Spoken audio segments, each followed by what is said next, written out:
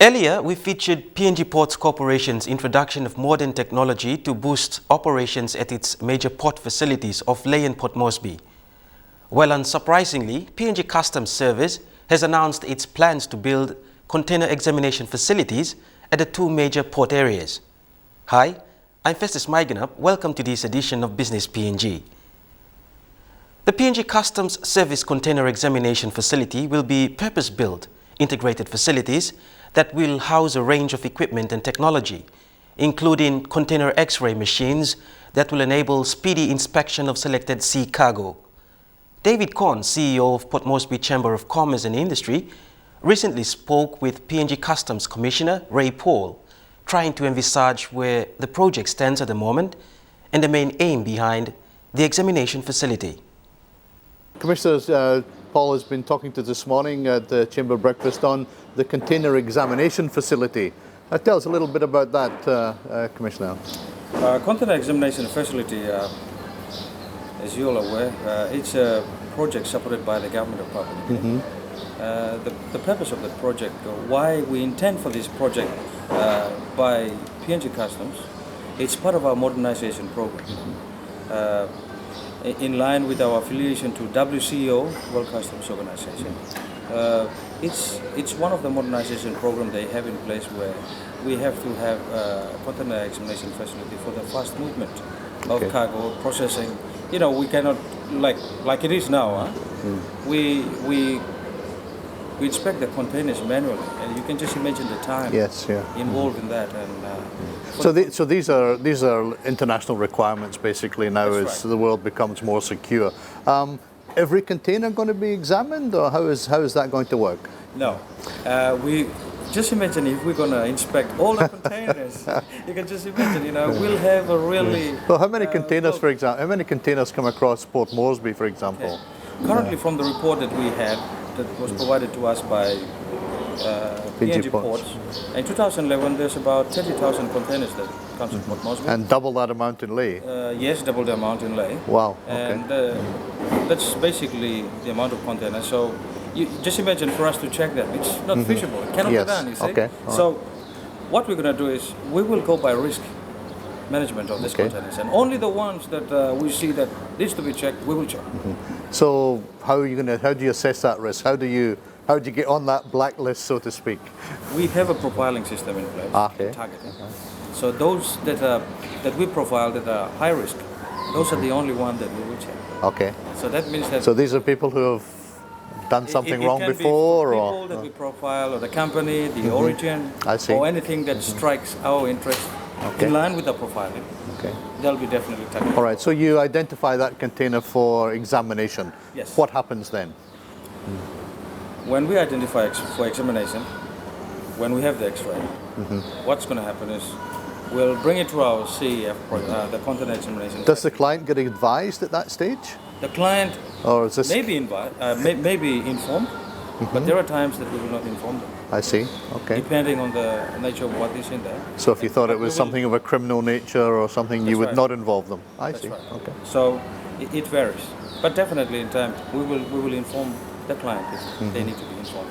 But we will make sure that if we check something, we will return them as they are. So where do these containers go? I heard you mention a new facility to do this. Yes, for Port Moresby, we intend to build a facility at Motorcare.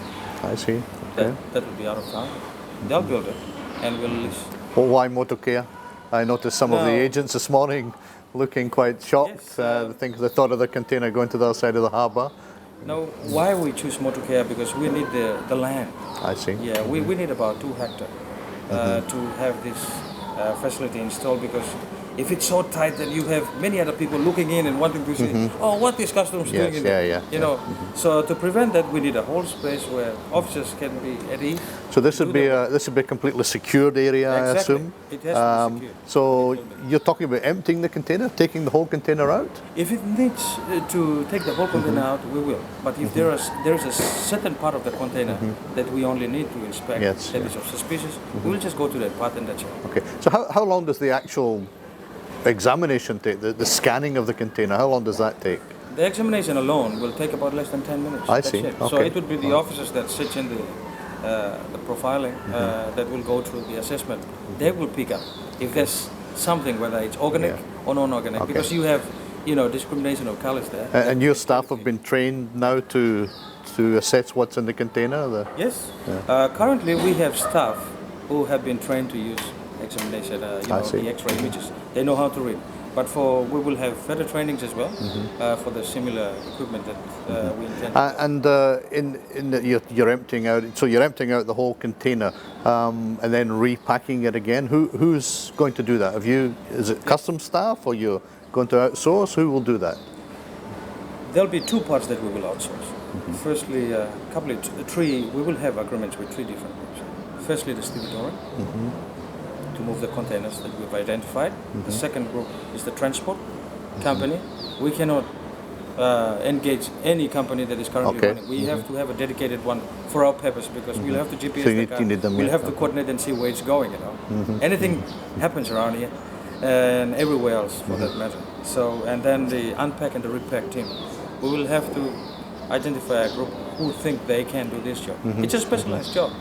You have to pack it the same way it was packed when it was exported. So it has to be a specialized. It still has to be sold by the client. You still got to sell the item. Yeah. Right. Is there some concern on that? On that? I mean, to empty out a container, and I guess the agents and clients are worried about things going missing. I mean, what can you say to them to defray those those issues for them?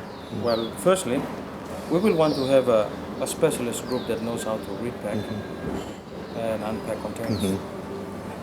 We will want them trained, and we will have a fixed terms of reference of how a standard operating procedure of how they should pack and unpack containers. Yes. So it cannot be just any group that will just pick off the street and just come and do the job. You can't. Fairly specialised work. That's right. Yes, it's a specialised work. So the actual scan's 10 minutes. What sort of performance standards are you imposing on yourself to get this container checked and back to the wharf? Basically, if with the standards we have in place, like I said, the officers are trained to read the images, and if we need to go by what is not right, then we've identified, we will definitely inform the client. Do stay with us. There's more on the container examination facility when we come back.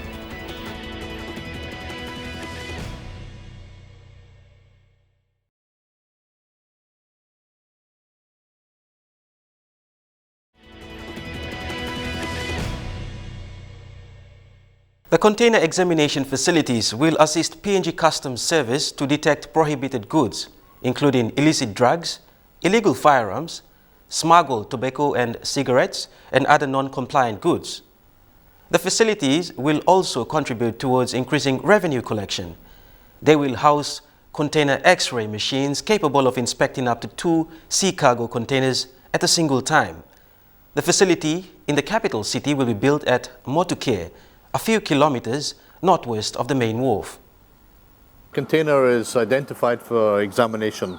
It's taken out in a secure process to Motukere. It's checked, it's repacked. How long is that process likely to be? The process involved would be, we will want to work within our required time, and that is 48 hours. 48 hours, okay. 2 days to at least get it back. But like I said, if we have issues with the container, we will inform the client concerned that we have these issues, and for that reason we will delay the container. And these are things that we will want to work with. And now I guess the $64,000 question, what's the additional cost? I mean, number one, who's bearing the cost of setting this up? And what cost will there be to the agents and then eventually to the consumer? Okay, thank you. Firstly, the initial cost will be cared for taken on by the Government of Papua New Guinea and PNG Customs Service setting up. But in time, we will want to increase the cost of the entries that are lodged. Currently, it's 30 kina per entry. We will want to increase that, but we will get the industry informed on this and how best and where we want. I don't think it would go more, but it will be something reasonable. So this on the Casta, there may be an additional charge? The additional charge. Okay. Like for every entry that you lodge now, we charge you a 30 kilo. Yeah. There's a lot of talk about this, Ray. I mean, so in Australia, what do you pay for customs entry? Would it be 30? Would it be 30 kina? More than that? Well, let me say, I don't work in Australia. No, I know that.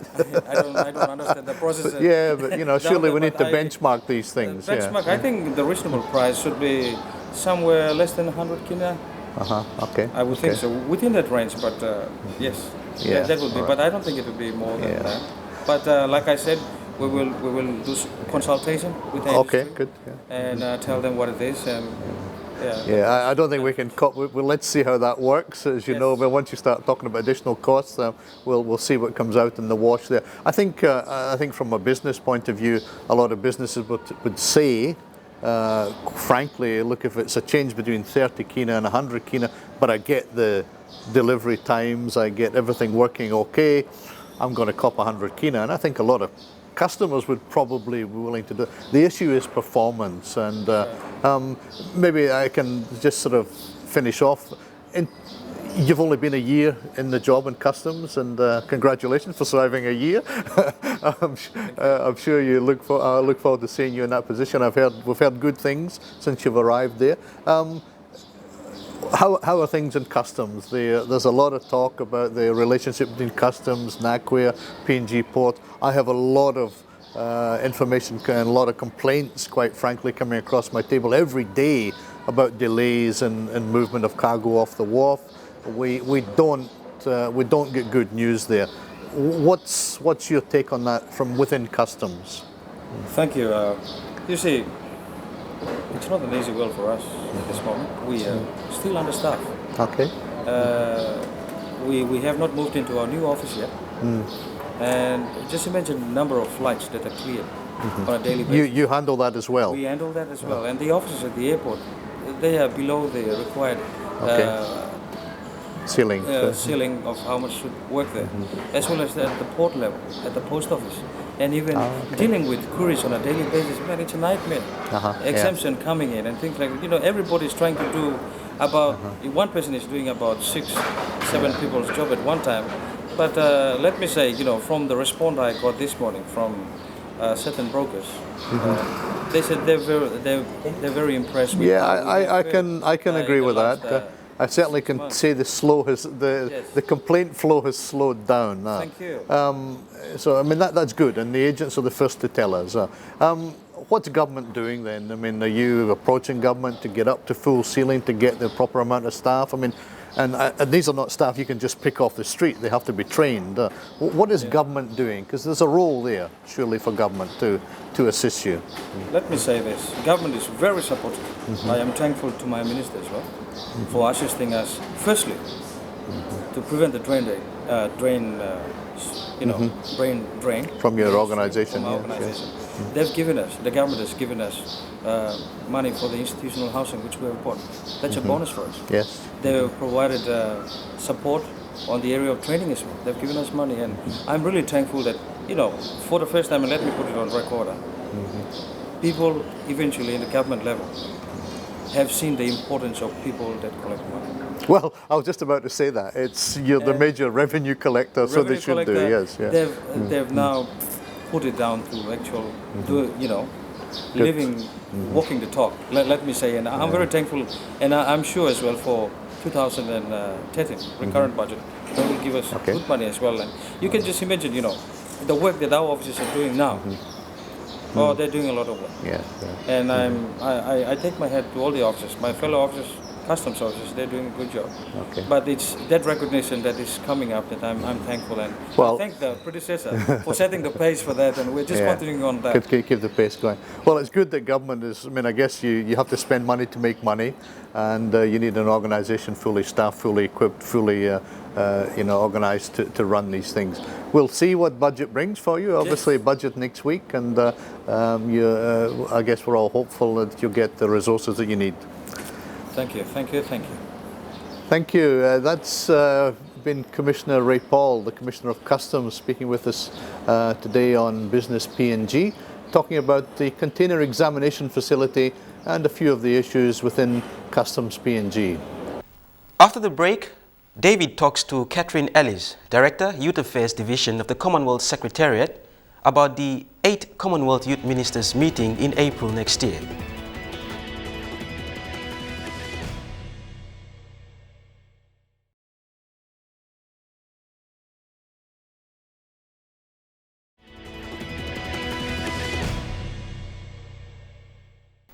If you've just joined us, you're watching Business PNG. Now, Papua New Guinea's capital, Port Moresby, will play host to the 8th Commonwealth Youth Ministers meeting in April next year.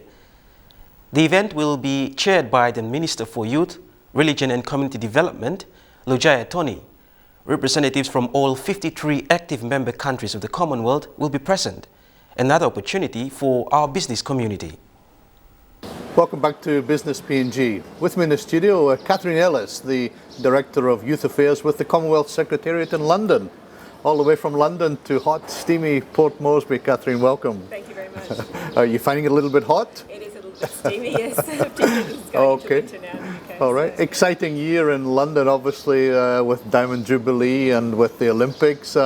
What brings you to our shores in Papua New Guinea? Well, we have the very exciting responsibility of planning the Commonwealth Youth Ministers meeting here Okay. next April. So I'm here for a planning visit for that. All right. So youth ministers from the whole Commonwealth? From the whole Wow, Commonwealth. So okay. all 53 active countries of the Commonwealth. Okay. Hopefully they will all send a delegation and we'll have the youth ministers here and their senior officials and also youth leaders from those countries. So that's a big event. Yes, it is a big event. How many people do you anticipate being in Port Moresby? Probably between 150 and 250. Okay, all right. So from a business point of view, we can be happy. A lot of rooms, a lot of hotel rooms, a lot of Definitely business, That's right. a lot of motorcades, etc. yes. Okay. And so is there a theme for this year's conference, for next year's conference? Yes, yeah. Reflecting the position that the Commonwealth takes on young people, that they are assets and we should be developing them and empowering them and embracing them as part of our Okay. society. The theme is going to be young people at the centre of sustainable development. Do we have a chairperson for next year's meeting? Or? So the chair is the minister here, responsible for Our youth. minister? Minister Okay. Tony, yes. Okay. And so she will be chairing the conference and we're obviously very much supported by the Commonwealth Secretariat and her counterpart ministers from all over the Commonwealth will be joining and Okay. discussing. A new minister, so that'll Yes. be a big challenge for her, and I'm sure she'll be up to that. So, what do you expect to be discussing in this forum? What we're trying to focus on is what's really important for young people in the Commonwealth today. So obviously youth employment will be top of the list. Every youth minister I speak to, that's That's thing the they're major most challenge focused for on. everyone, Yes, how to employ absolutely, these young people. absolutely. Yes. And we'll also be looking at young people having a voice, so in democratic processes and being included in decision making. And social media. I mean, we're starting to learn here. We're catching up very quickly. Absolutely. Well, social media sort of permeates everything. And actually, Yes. a young person said to me not long ago, it's really weird when you older people speak about being into Twitter. For us, that's like saying you're into the telephone. Yes. So, Yeah. so we sort of have social media as an underpinning, definitely. Oh, well, I feel really put down as an older person into Twitter now.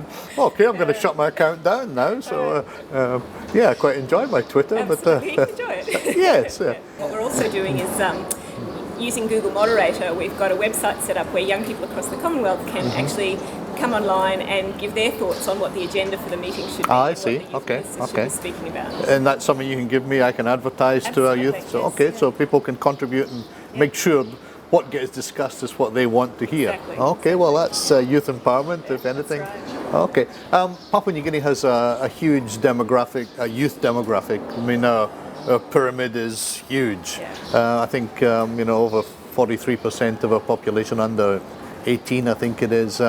Those are similar challenges in the Commonwealth? It is.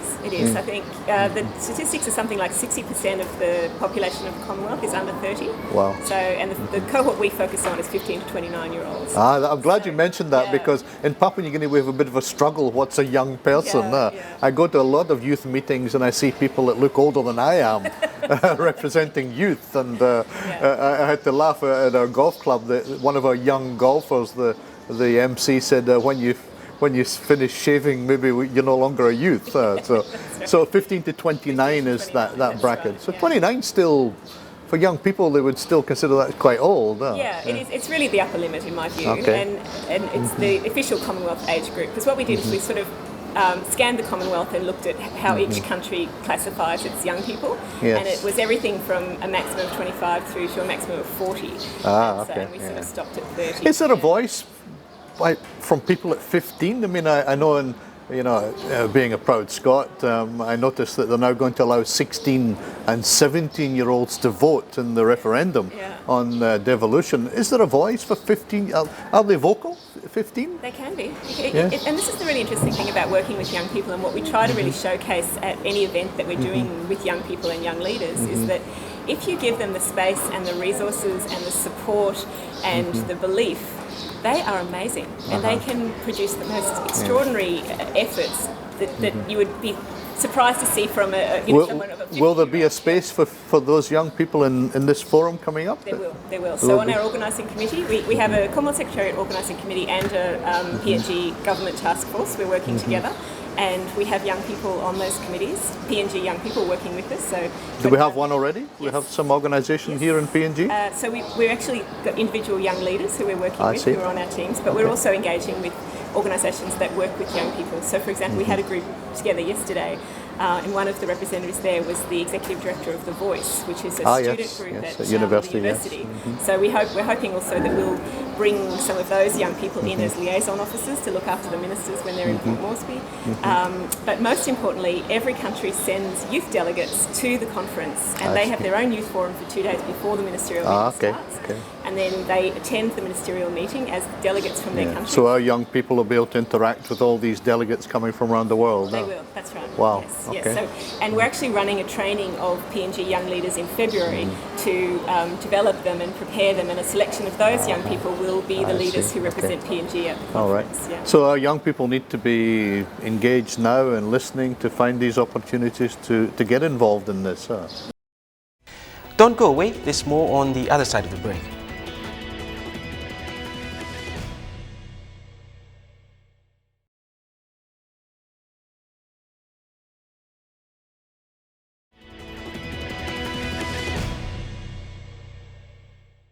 The meeting will benefit youth in the country and the Pacific in terms of sustaining development and opportunities.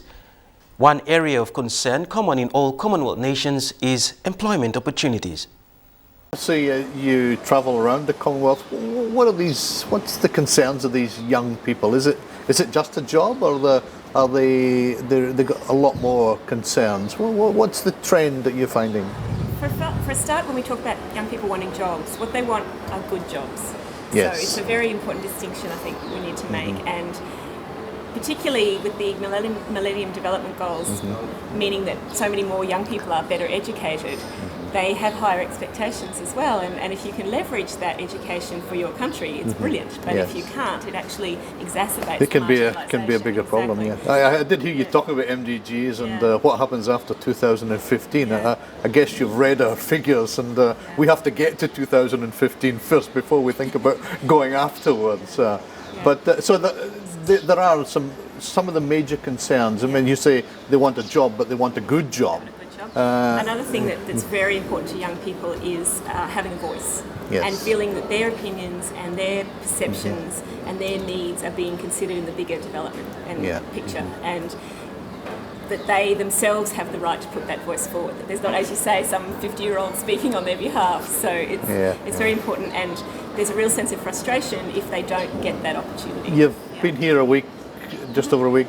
What sense do you get in Papua New Guinea that, say, a minister and a government are aware of the need to engage these young people? Are you getting a sense that they realise how important that is? I think they do, and I think they're very committed. I met with Minister Tony yesterday, and she was very committed to what can be done for young people and development, and the Foreign Minister also I spoke with yesterday, and he also is very keen, obviously, to showcase PNG to the rest of the world, since that's his mandate, but looking at it through the lens of young people of PNG and what they can do in the world, and how PNG as a leader in the Pacific can support the other countries of the Pacific and their young leaders as well.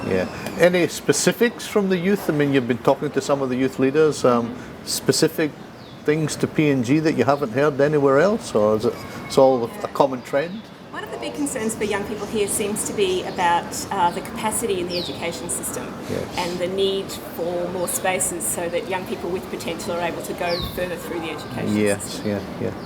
Good point, and in terms of some of the other threats to them, I mean, substance abuse, HIV and AIDS, I mean, are you sensing an awareness there in our youth? Yeah, it's very much a concern.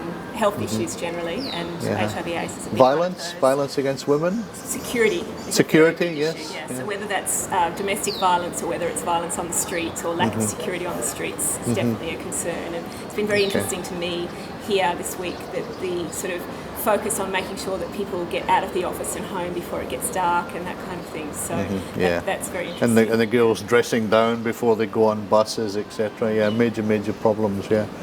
Is that something that happens in other Commonwealth countries? It's not just unique to Papua New Guinea? No, it's not. I mean, it's the sort of situation that you have in any country that's struggling through a change in emerging economy and growing groups of young people and being affected by the global financial crisis. You know, a lot of things have come together at this point in history. As you travel around the Commonwealth, any countries that are coming that you think are something we should look at? Examples with glowing lights that we should look at? Don't want to get you into trouble here, but... I don't know that I can say any one specific country that's doing something that PNG should look at. I think there'll be some very interesting conversations at the conference around youth employment and how different countries are addressing that. And I know that the government here is keen to set up some kind of youth entrepreneurship scheme where young people can access finance. And there are quite a few countries in the Commonwealth that are doing that kind of work. And the Commonwealth Secretariat has actually been helping with that, with setting up those sort of schemes. So that's one thing. They're trying to encourage people to stop just thinking about getting a job, but you can actually use your skills to create a job. Yes, okay. All right, so hopefully lessons we can learn from that. So an exciting period in April. We'll see you back before April, or probably not till then? But definitely the team will be back before. Do we have a team within PNG government already? Yes, who are the contacts there? There's a task force that's been set up by the PNG government, and it's working very closely with the National Youth Commission. And it's led by the chairman Alan Oesa and deputy chairman Kunabe Yua. Okay. So both of them will be very keen to talk with anybody who's interested in knowing about the conference and maybe supporting it in some way. All right. Well, happy, obviously from a chamber point of view, happy to talk to you and assist in any way. I think we've got a few programs, as I've said to you, we can show you that maybe some of you. Maybe some will learn something from Papua New Guinea. We never know. I hope so. I think everybody can learn it from everybody, and that's the point of these conferences. Okay. Thank you very much, Catherine. Thank you. With me in the studio today was Catherine Ellis, the Director of Youth Affairs with the Commonwealth Secretariat in London, speaking to us about the Commonwealth Youth Ministers meeting in April 2013, meeting all ministers from the Commonwealth. Exciting times in April 2013. That has been our edition of Business PNG. And before we go, to our valued viewers and corporate clients, our program will be recessed as of the 18th of December. In the meantime, we will be replaying the best of 2012. And to those who'd like to view our programs online, follow the link now shown on your screen. Comments and suggestions, send them through to businesspng@mtv.com.pg. I'm Festus Maiginap. See you next Tuesday.